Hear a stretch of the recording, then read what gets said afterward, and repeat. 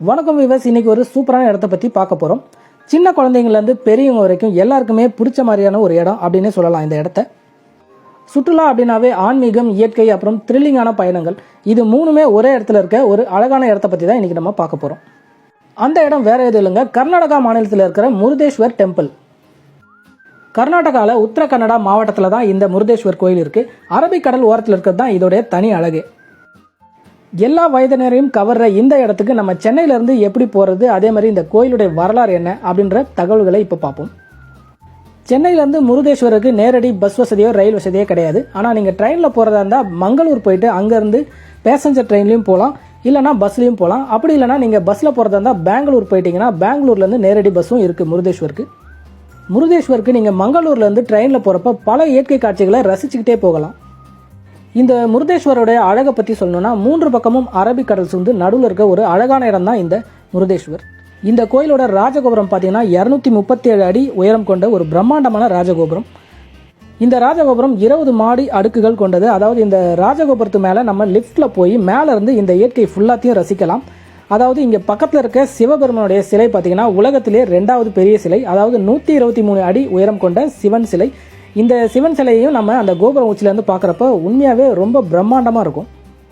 இந்த கோயிலோட கடற்கரை பார்த்திங்கன்னா அலைகள் அதிகமாக இல்லாத ஒரு அழகான கடற்கரையாக இருக்குது.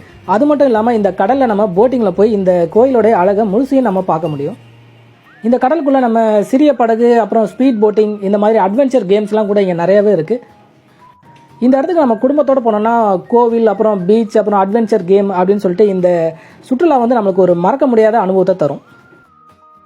உயரமான ராஜகோபுரத்திலேருந்து அழகான அரபிக்கடலையும் அதே மாதிரி பிரம்மாண்டமான இந்த சிவன் சிலையும் பார்க்கறது ஒரு பிரம்மாண்டமான அனுபவமாக இருக்கும். உண்மையாகவே இந்த பிரம்மாண்டமான அனுபவத்தை நேரில் பார்த்தவங்களால மட்டும்தான் உணர முடியும். அதே மாதிரி இந்த முருதேஸ்வரில் சூரிய அஸ்தமனமும் ரொம்பவே அழகாகவும் ரம்யமாகவும் இருக்கும். இரவில் மின் விளக்கில் மின்னும் இந்த ராஜகோபுரமும் சிவன் சிலையும் நம்மளை ரொம்பவே கவரும். ஓகே, இப்போ இந்த முருதேஸ்வர் கோயிலுடைய வரலாறை பார்ப்போம். இந்த முருதேஸ்வர் கோயிலுடைய ராஜகோபுரமும் சிவன் சிலையும் சமீபத்தில் தான் கட்டப்பட்டாலும் இங்கே இருக்க பழமையான கோயிலுடைய வரலாறு பார்த்தீங்கன்னா ராமாயணத்தோடைய தொடர்புடைய ஒரு பழமையான ஒரு கோயில். இந்த கோயிலோட வரலாற்றில் ராவணன் அவர்கள் சிவபெருமான் கிட்ட இருக்க ஒரு சக்தி வாய்ந்த லிங்கத்தை வாங்கணுன்றதுக்காக கடுமையாக தவம் இருக்காரு. அந்த சக்தி வாய்ந்த லிங்கம் யார்கிட்ட இருக்கோ அவங்கள யாருமே அழிக்க முடியாது. எப்படியோ அவர் கஷ்டப்பட்டு தவம் இருந்து அந்த லிங்கத்தையும் வாங்கிறாரு. இதை தெரிஞ்ச நாரதர் விஷ்ணுகிட்டையும் விநாயகர்கிட்டையும் இதை பற்றி சொல்கிறாரு. இவர்கிட்ட, அதாவது ராவணன் கிட்ட அந்த லிங்கம் இருக்கக்கூடாது அப்படின்னு சொல்லிட்டு. அதே மாதிரி அந்த லிங்கத்தை எங்கேயும் கீழே வைக்கக்கூடாது, நேராக இலங்கைக்கு தான் கொண்டு போகணும் அப்படின்னு சிவபெருமான் சொல்லியிருக்காரு. அப்படி மீறி அந்த லிங்கத்தை கீழே வச்சிங்கன்னா அது எங்கே வச்சோமோ அதே இடத்துல இருந்துரும் அப்படின்னு சொல்லிடுறாரு. இந்த இடத்துல தான் விநாயகர் ஒரு சின்ன பையனாக மாறி அந்த இடத்துக்கு வராரு. ராவணனும் குளிக்கிறதுக்காக போகணும், இந்த லிங்கத்தை கொஞ்ச நேரம் வச்சிரு அப்படின்னு சொல்லிட்டு விநாயகர்கிட்ட கொடுக்குறாரு.